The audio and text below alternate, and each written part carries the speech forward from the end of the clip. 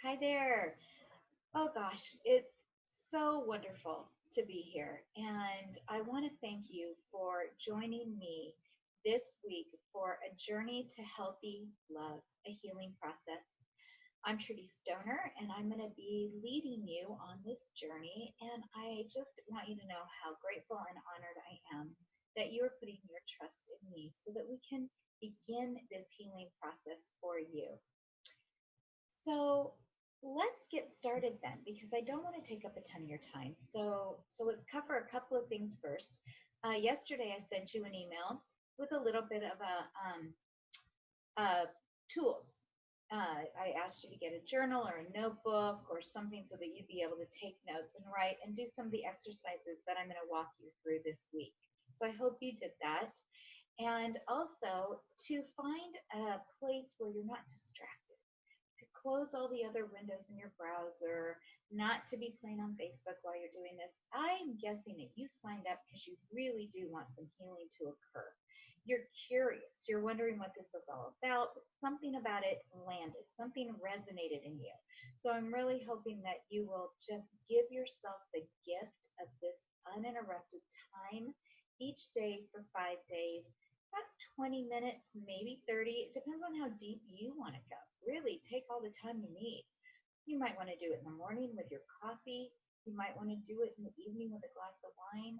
Maybe you only have your lunch hour, but try to find a quiet corner so that you can do this. Okay, so having said that, let's get started. So, first of all, let's talk briefly about who this is for.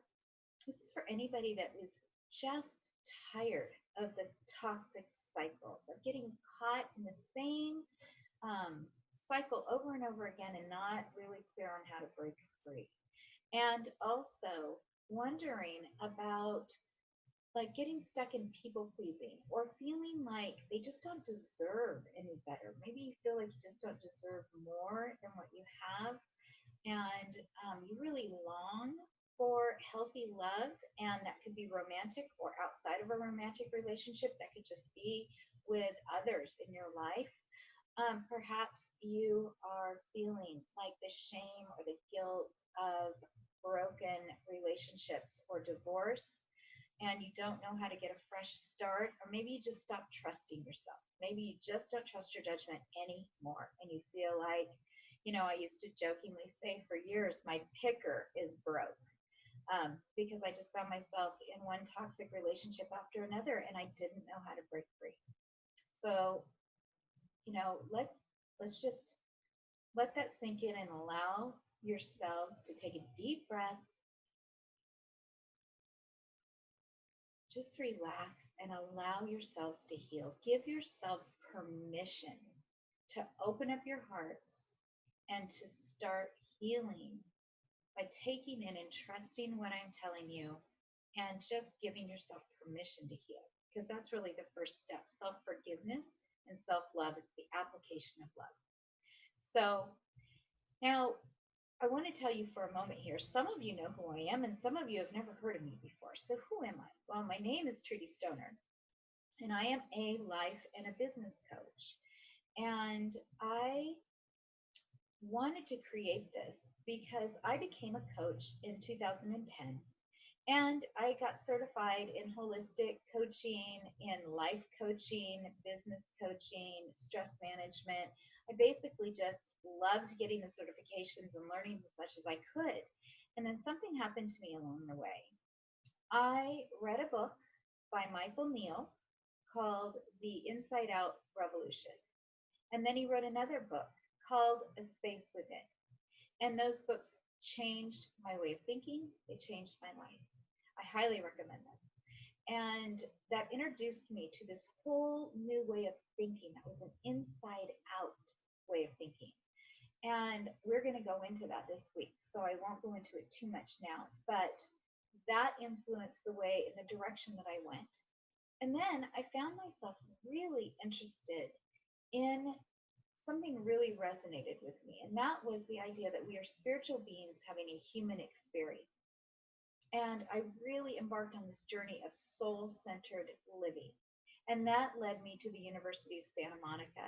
and their soul-centered living program in spiritual psychology. And just combining literally thousands of hours of self-study and reading and books and you name it to try and figure it out for myself, then I began to work a process that I felt that I could share with you. So I want to get right into that now. Basically, today we're going to cover the idea that says that we have a heart's core desire, and somehow we are out of alignment. And let me explain what that means. So, our hearts, our center, our compass, really our seat of the soul, of our souls, is in alignment, complete alignment with the highest vibration of the universe, which is love. And that vibration, that creative energy, source energy, universe, God, created you. And you are so worthy and so significant. And your heart is directly connected vibrationally to that love, to that energy. And what happens is we're born innately well. We are born joyful. We are born innately well. Let that really sink in and resonate with you. And then somewhere along the way, we forgot that, or we were taught out of it by very well-meaning adults, teachers, and parents, and just anyone significantly in our lives. We were taught out of that. We're told that if we love ourselves, we are self-centered or selfish or conceited, right? We're told not to get too excited. We're told all of these things. Be careful, and we're taught sort of to squelch our dreams. And oftentimes, what happens is we start to create limiting beliefs based upon these warnings, these things that we're being taught and told when we're younger. And then we create a story that we build our lives around. And then we start making critical decisions when we become adults, teenagers and adults, and then on into our lives based on these limiting beliefs and these stories. And that can just be catastrophic. Because if we can come back into alignment and connect with our innate well-being, we will find that we have this compass. We have this guiding force that we can trust, that we really do know what's best for us. And so in order to really heal that, we have to be able to identify it. Because when we align our heart's core desires with the vibration of love, we heal. It's just a natural thing. Sort of like you cut yourself, right? You don't have to instruct that cut to heal. You don't have to do anything to make it begin the healing process. Your body already knows what to do. It already knows how to do that. Well, when we settle down our thoughts that have these limiting beliefs running around, when we settle that down, and believe me, I will teach you how to do that this week, then we begin to naturally heal. We begin to naturally come back to center because we start to raise our vibration and we start to come back into alignment with love. So I do have an exercise for you. We're going to identify the cycles and the patterns in our lives that are creating our hurt and suffering. And we're going to track back to that limiting belief that created the story that we've been allowing to guide our decisions. And once we identify the story, we can not only begin to heal that broken place, we can actually learn to let it go and rewrite our story for the future. So today, I want you to take your journal, and I want you to just, when we get done with the video here, I want you to stop it. And I want you can put on some soft music, you can light a candle, you can take some deep breaths, And I want you to really think back to, you may identify with a limiting belief, or maybe you're just going to identify with a pain point, something that you could track back to a feeling of, why the choices that you're making? Why did you make that choice? What do you think was that limiting belief? And I actually want to share one before we go so that you will understand what I'm talking about. When I was very young, well, first of all, I was adopted, and I was adopted into a loving family um, that their love language was really provision. So growing up, I never had hands on, like, hugging and touching. I never heard the words, I love you. It just wasn't part of my family's love language. It was about provision. We never lacked for anything. We weren't wealthy, but my parents did a very good job of providing for us. But it was in a situation where there wasn't a lot of love. Now, being adopted into this family, my love language is very much words of affirmation and touch. And if you don't know what I'm talking about, The Five Love Languages is a wonderful book, and I recommend that you get that either on Kindle or order that and you take a look at that, because it's really profound, and it's a wonderful way to identify and interact with those that you love and to learn more about yourself. So, having said that, I was already coming into this sort of on a cellular level with feelings of abandonment and rejection. And then to not have those needs of love verified and confirmed that I was lovable. Now, you combine that with a message, a very clear message that was taught to me by my father.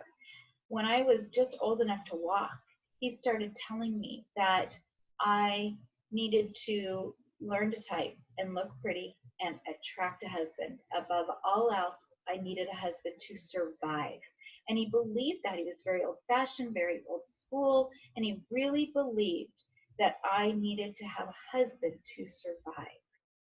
And that right there sealed a, the deal for me when it comes to limiting beliefs for toxic relationships, because at that point I bought into a story that said that I was desperate for love, that anyone that would pay attention to me or love me, I needed to reciprocate that, whether it was good for me or not.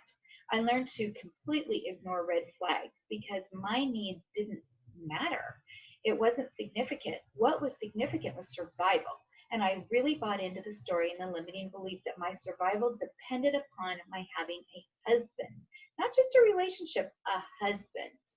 And this is where my scarlet letter comes in. This is where my shame comes in. And this is where I have a very difficult time, even now, sharing my story. But I took that to heart. And I ended up being married and divorced 5 times. Now, I know I can almost hear the collective gasps from the audience, but please hear me out. The reality is that I didn't get into serious relationships with people. It's not like I filtered through many relationships to find those 5. I literally, each core significant relationships that I've had in my life ended up being a marriage. I believed so strongly in that kind of love. I wanted a strong love. Now, my parents have been married for 63 years. They're in their 80s. So obviously they knew something about commitment, right? But I had this strong compass that kept telling me that I deserved more than the situations I was getting in. My situations, they included infidelity and verbal abuse and control and narcissism, and it was heartbreaking. It was just heartbreaking, and I was confused and I felt lost and I didn't trust my center and my core, and I just kept like repeating the cycle. I just didn't think I could survive unless I was married, unless I had a husband. So I finally was able to break free of that, but it took work, and it took identifying that limiting belief and where that came from to be able to say, wow, you know what, this is why. This is why I kept doing this over and over again without stopping, without looking at red flags. I saw red flags all over the place. And I just conveniently tucked them away because that was not conducive to me landing the man, getting the man, right? And that's what I had to have to survive. So, needless to say, breaking that limiting belief, letting go really is all I had to do. I didn't have to break it. I had to let go of that limiting belief. That changed my world. And that's what I want to do for you. So, your exercise today, tonight, whenever, before tomorrow, is to identify your limiting beliefs and the stories you bought into that are creating the disconnect in your life, that are creating the hurt and the suffering in your world. It's very easy for us to blame all of our external, outside circumstances, the other people, but let's take a heartfelt, forgiving, loving, and gentle look at ourselves and see what we're doing to contribute. So that is your lesson for today. Go ahead and do that exercise. If you want to share anything inside of the Facebook group, please do. I will be in there and I will be responding to comments. Feel free to post or to private message me if there's something that you want to talk about. If you want to go a little deeper, that's fine. And then I will see you tomorrow in tomorrow's email. Okay? Have a blessed evening. And remember, do this anchored in love with forgiveness in your heart for yourself. Okay? I'll see you tomorrow. Bye.